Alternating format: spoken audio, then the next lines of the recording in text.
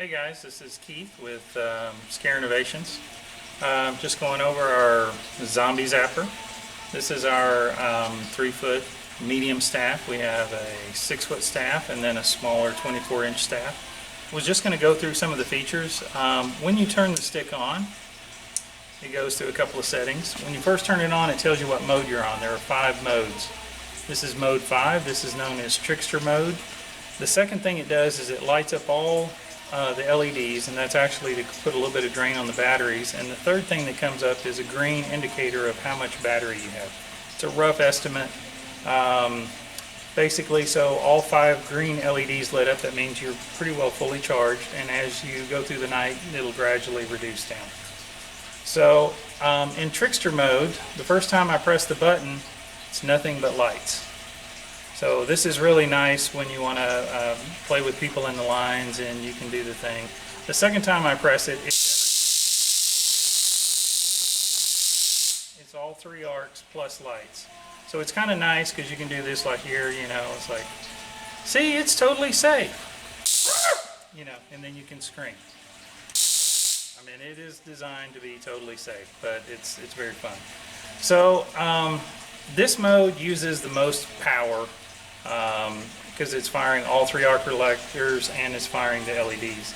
This unit is designed so as power gets low, if power drops beyond a point, it'll actually shut down and reboot.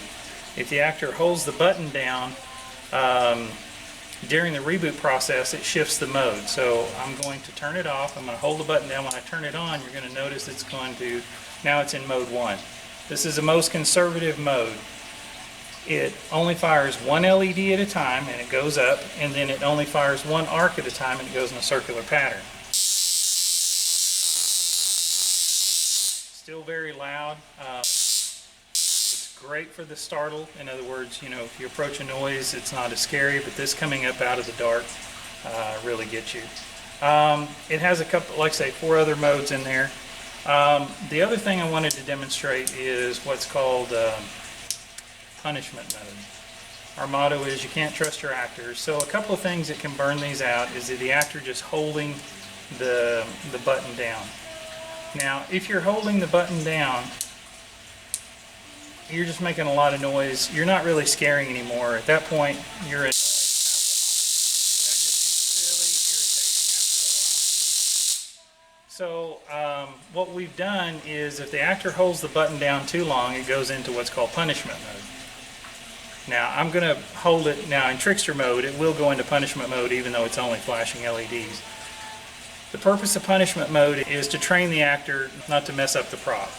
So when it goes into punishment mode, it's going to shut down and it's going to start flashing red. Now it has to flash red for a full 30 seconds. It will not work again. If they turn the power off and back on again, it resets the counter to 0 so they can stay in scene saying, I didn't follow the rules, I can't scare anybody. And as it counts down, so if I turn it off and back on again, you'll notice it's all red again. So it has to do the countdown timer, and it will not work during this mode. We wanted to call it Cooldown Mode. No, this is to train your actor not to abuse the prop.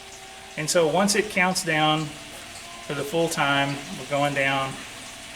Okay, now it'll work again. So another thing, this is dB meter up close is over 100 decibels. The sound comes out sideways on this. So you don't want to have your actor, just like I was actually a little loud. You don't want to have them constant contact. When you're behind it, the sound is mainly propagating out the sides. And again, even if you're pointing it at somebody, the sound is going off to the side. The best way to use this in a haunt, and I've had a lot of experience with this, is since the sound comes out sideways, I don't know if you need to zoom out or not.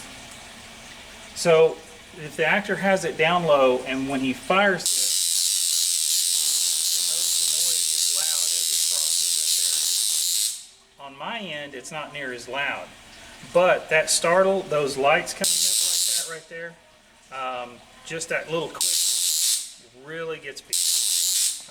Very effective.